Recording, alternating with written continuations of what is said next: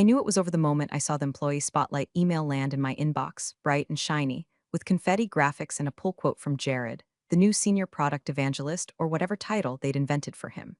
It's an honor to be leading innovation, it said. Underneath, a photo of Jared giving a thumbs up in front of my prototype, my whiteboard sketches blurred just enough to avoid legal liability, and my Gotham ergonomic, the one I ordered myself and paid for out of pocket because the company wasn't approving new furniture requests this quarter. Jared, fresh out of some incubator startup that collapsed in under a year. Jared, who once asked if our code was vegan-friendly. Jared, who just 3 weeks prior asked me to explain what an API actually did in front of the entire dev team, and now he was leading innovation. Cute. So I sat there in the break room, coffee going cold, blinking at my phone while everyone else oohed and awed over the announcement like it was the second coming of Steve Jobs. No one said my name, not even a nod.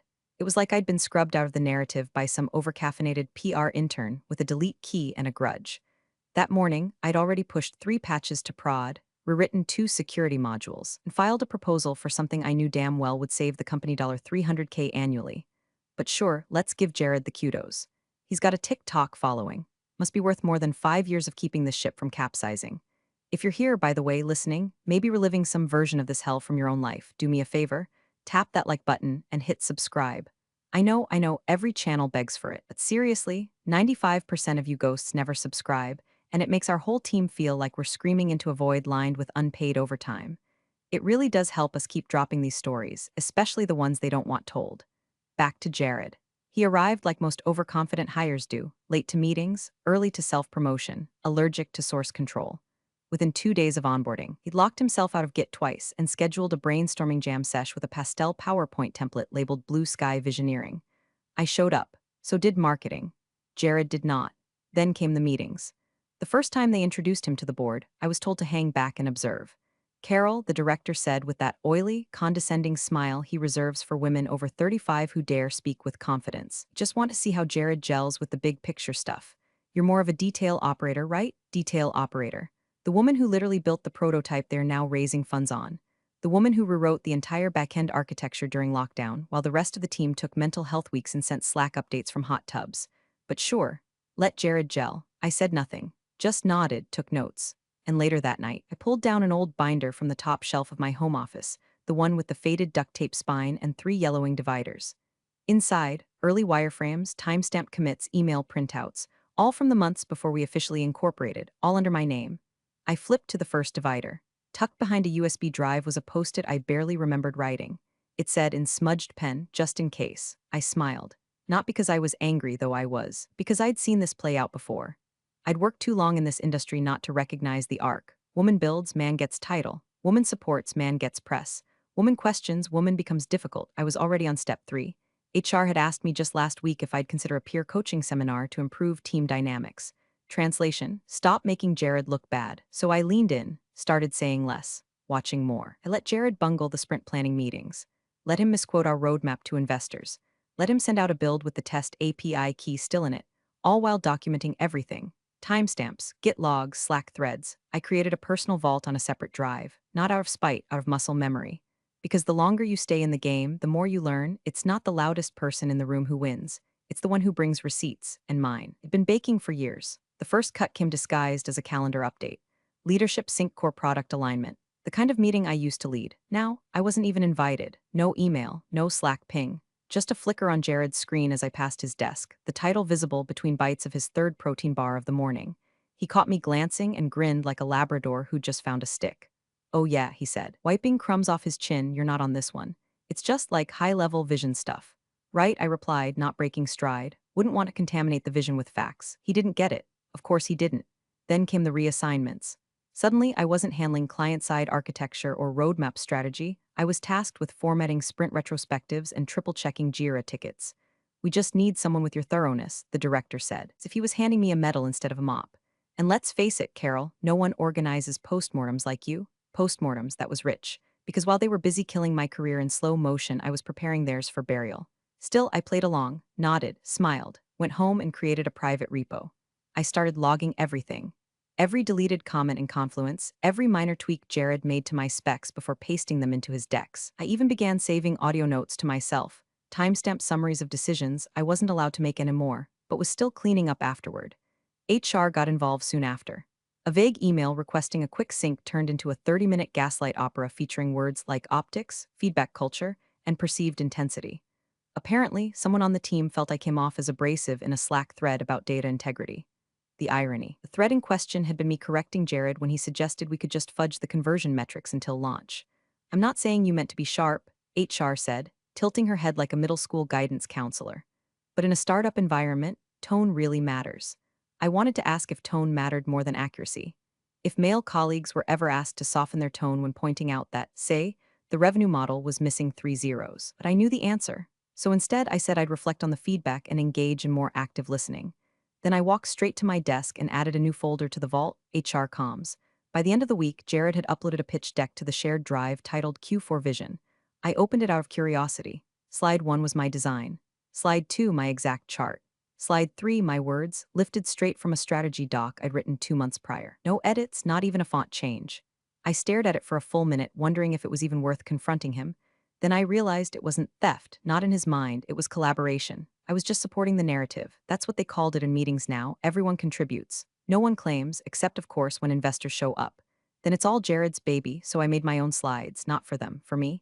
I started tracking versions, saved comparison screenshots, watermarked originals, quietly downloaded every invoice that had my name attached to project budgets, every receipt for the gear I purchased before we had funding. I exported commit logs, annotated timelines, and documented dependencies they'd never untangle without me. I didn't know yet when I'd need it, but I knew one thing: this wasn't incompetence, it was strategy. They weren't overlooking me, they were replacing me. Slowly, deliberately so it looked natural, like I'd faded out, drifted off, become irrelevant. But I hadn't faded. I hadn't drifted. I was watching, recording, waiting, because they weren't just underestimating me. They were building their entire future on something they didn't legally own. And when the time came, I'd show them exactly how fatal that mistake would be. The server room was never locked. That's the thing that always stuck with me, not the betrayal, not the gaslighting, not even Jared's brainstorm walls covered in stolen post-its and bro grammar. No, what burned deepest was how little they cared about the infrastructure they were building their dreams on. It was all vapor and vibes with these people. They treated the company like a startup-themed escape room: flashlights, caffeine, and optimism. Meanwhile, the real bones, the data, the early code base, the buried architecture decisions that held the whole Frankenstein together, those were left unguarded. Literally. So I walked in at 9:48 p.m. on a Wednesday. Lights off. My badge still worked. No security cameras in that part of the floor because we never got around to phase 2. The hum of stacked machines welcomed me like an old friend, low and warm and mechanical, one of the few voices in that building that didn't lie. The hard drive I needed was easy to spot, still labeled in my handwriting from the early days: Carol Main backup, do not touch. And naturally someone had. The label was peeled halfway off, a coffee ring on the corner. Jared again, probably, or worse, someone even dumber. I plugged in my own encrypted drive and got to work. Methodical, quiet, precise, core modules, early API builds, comms between me and our first angel investor. Screenshots of Slack threads long deleted, backup versions of docs that had been edited for consistency by Jared's invisible hand. I wasn't downloading company data. I was reclaiming my own work, years of it, buried under layers of team collaboration and revisionist history. While the files transferred, I sat cross-legged on the concrete floor and pulled up an old memory. October 14th, 1:07 a.m. My kitchen smelled like burnt ramen. The space heater under the desk kept shorting out the circuit. I'd just come back from my day job, admin temp for logistics firm, and I couldn't sleep, so I cracked open my laptop and started writing code. The first line became the first function, then a prototype, then a fragile little interface that did something no one else in our space had done yet. It worked. Reliably, cleanly, on garbage hardware and spotty Wi-Fi. That was the night the company was born, though we didn't know it then. Back when it was just me, duct tape ThinkPad, and a dream I didn't even have the energy to name. I'd emailed a few friends that night with the subject line, "Finally cracked it?" Attached was a zipped folder and a warning: be gentle, she still got bugs.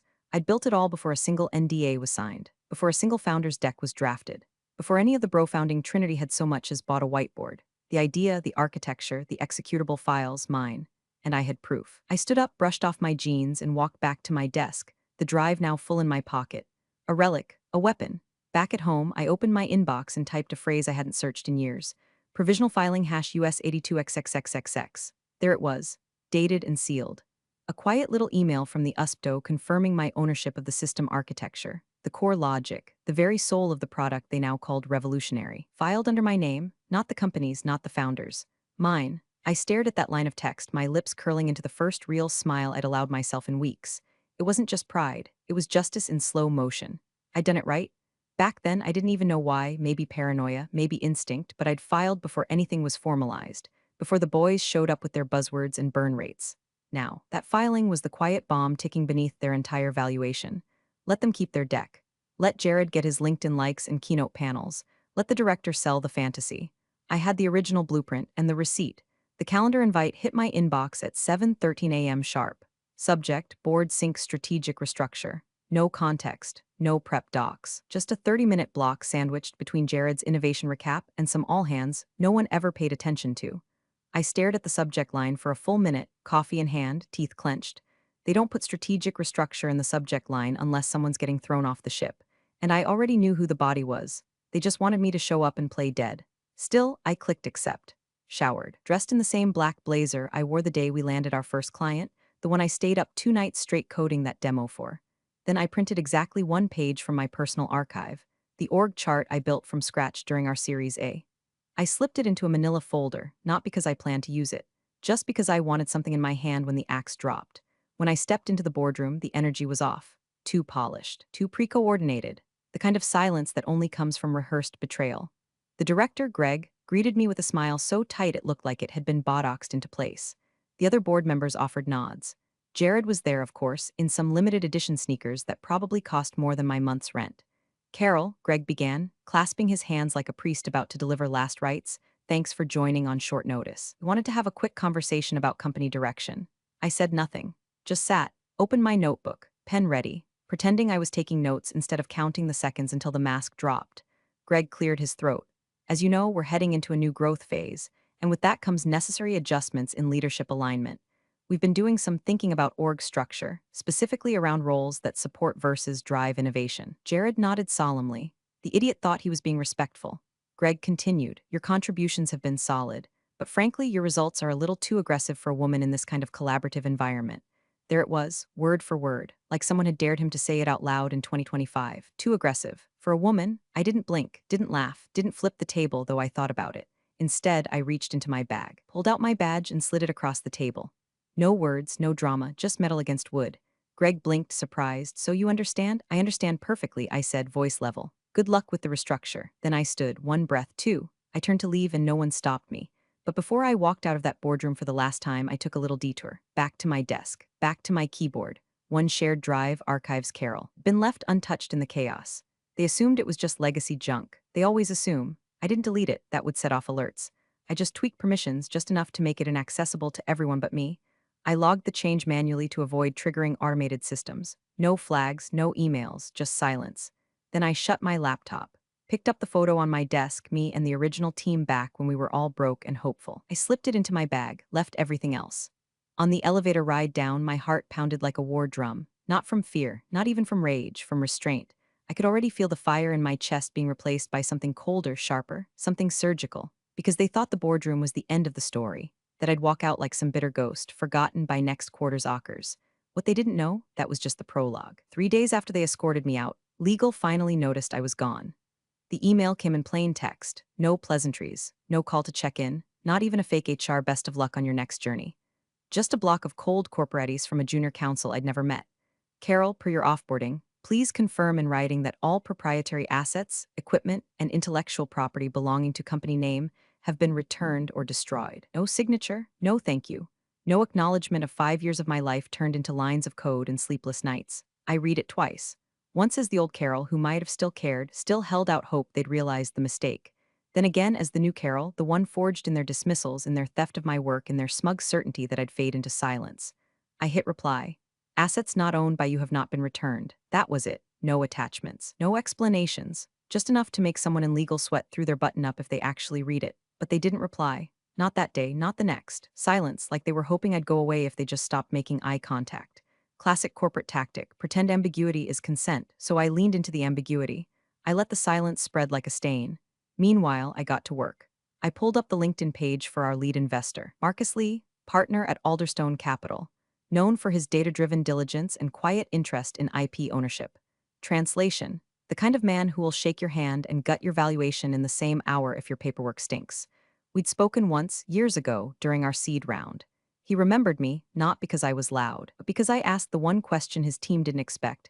How does your firm handle IP recovery when a founder exits unplanned? His eyebrows had gone up. He'd smiled, slow and curious. You speak like someone who's seen things fall apart. I had. And I remembered the look in his eyes when I asked it, so I sent him a message. Subject, clarification request IP attribution short, professional. Just enough to raise an eyebrow without triggering a defensive forward to legal. Hi Marcus, hope this finds you well. There's a minor ambiguity in the company's IP documentation regarding foundational contributions. Before your team finalizes the Q4 investment package, I'd like to provide clarification. Happy to do a quick sync if helpful. I knew the moment I sent it, he'd bite. These guys don't like surprises, especially not the kind that carry filing numbers and footnotes.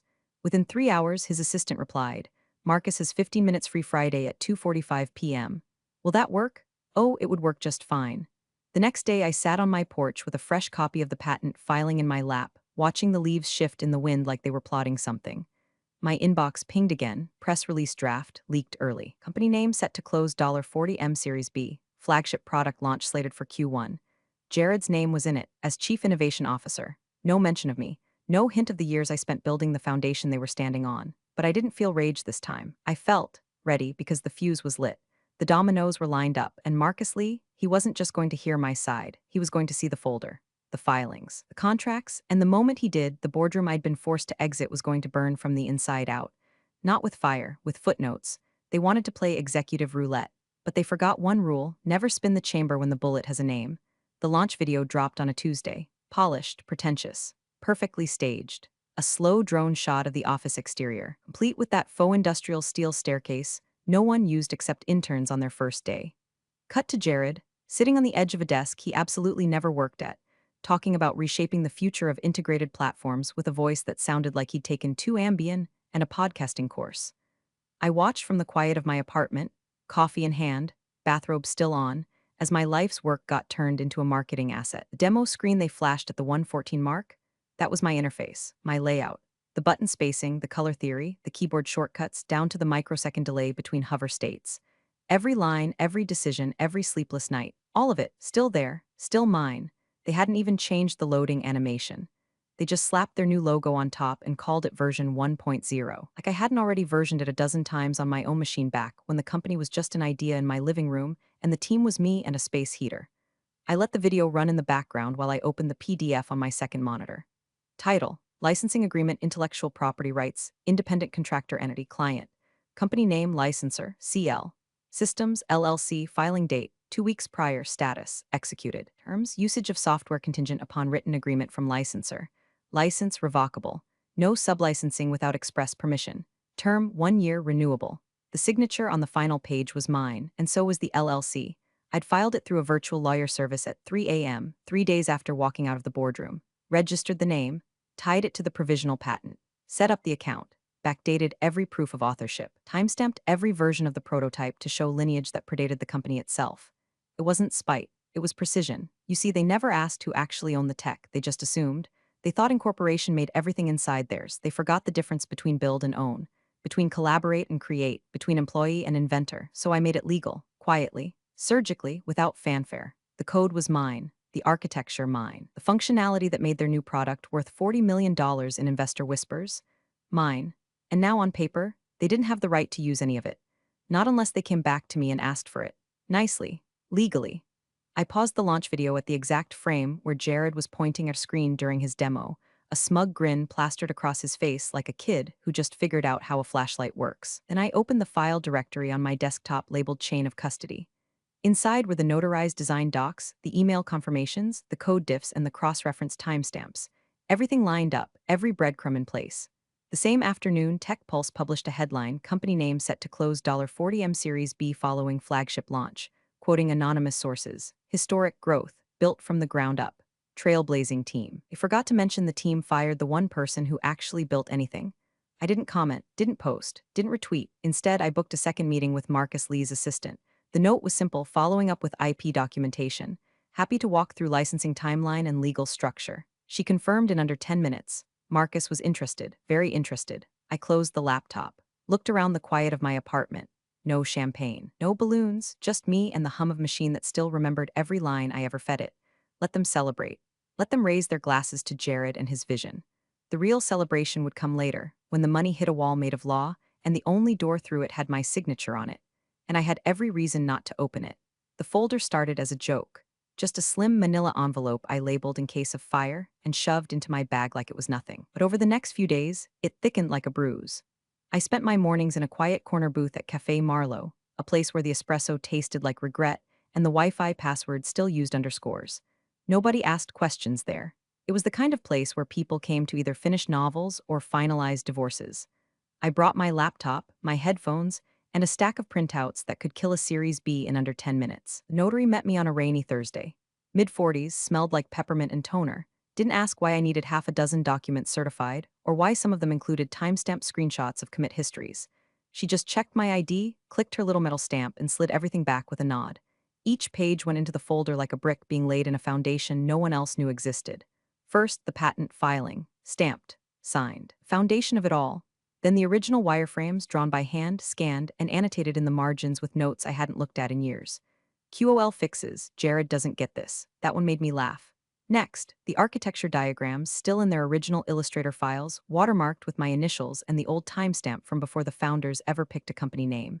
Then came the Slack exports, the emails, meeting notes where I'd flagged potential IP confusion, and the passive-aggressive replies from leadership brushing me off with phrases like, "Not a priority this sprint."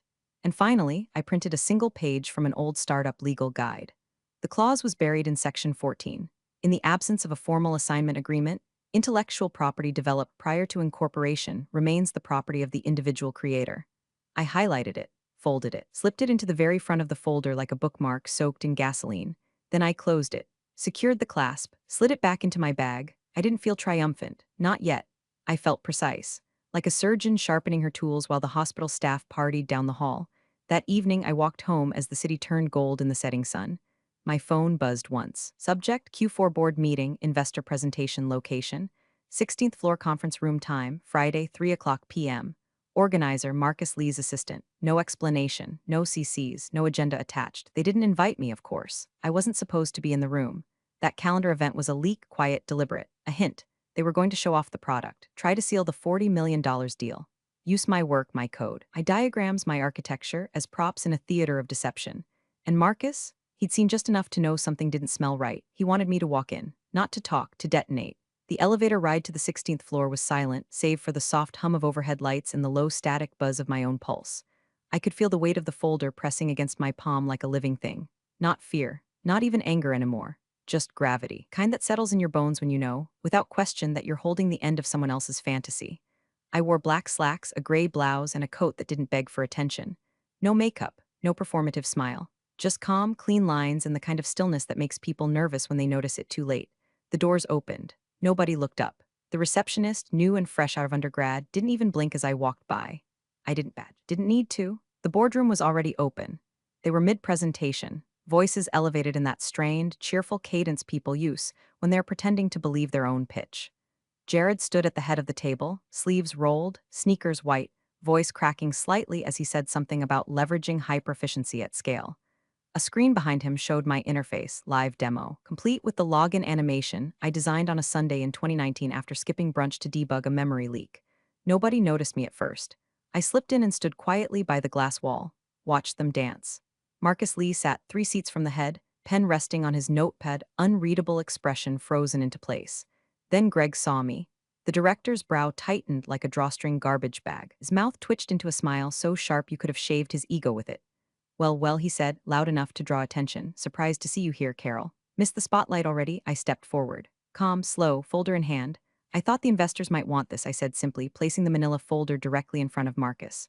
Greg scoffed. We're in the middle of something, Carol. I know, I replied. So is this. Jared looked confused, which wasn't unusual, but now it was contagious. A few of the other board members leaned forward, eyeing the folder like it might start ticking. Marcus didn't say a word, he just opened it. The first thing he saw was the clause.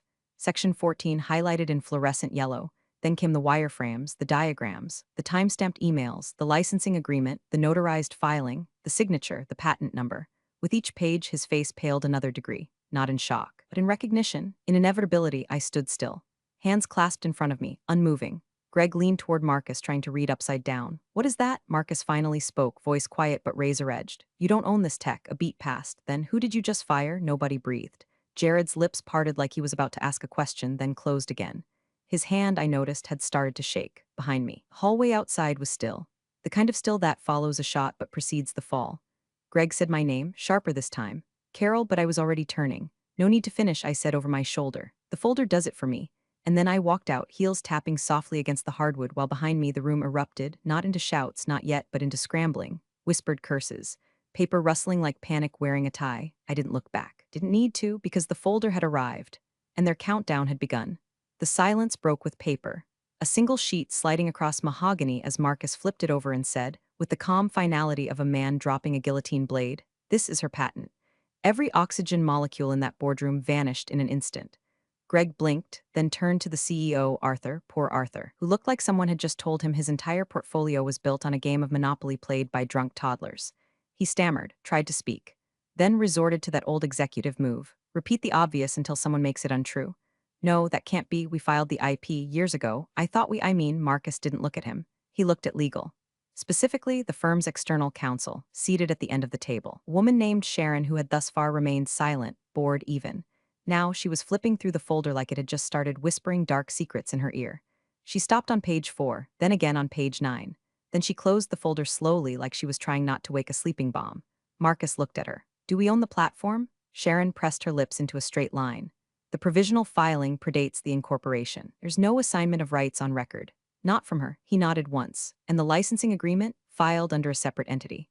Carol retained legal ownership. There's no valid transfer without her explicit signature. That's when he turned back to Arthur. Calm, colder now, you don't own the tech, he said, each word flat as a scalpel. She does. Who did you just fire? Arthur looked like he wanted to vomit but couldn't afford the dry cleaning. Jared started to speak, something about team effort and collaborative spirit, but Marcus cut him off with a look that could have stopped time. Then I spoke. Just one last time. Section 7.4 of your founder contract, I said, addressing the room without stepping back inside, states that no technology transfer is valid without signatory approval from the originating IP holder. A few of them scrambled to pull up their laptops. Others just stared. I turned fully now, standing just at the threshold of the room, folder in hand, coat buttoned. You never got my signature, I said. You never even asked for it. I turned again, began walking. Behind me, Greg's voice cracked through the tension like a whip. Get her back in here. Chairs scraped. Paper shuffled. One of them stood up, but I didn't stop. I walked, down the hall with the same calm they mistook for compliance. Heels striking the floor with quiet authority. Folder tucked under my arm like a final chapter they forgot to read.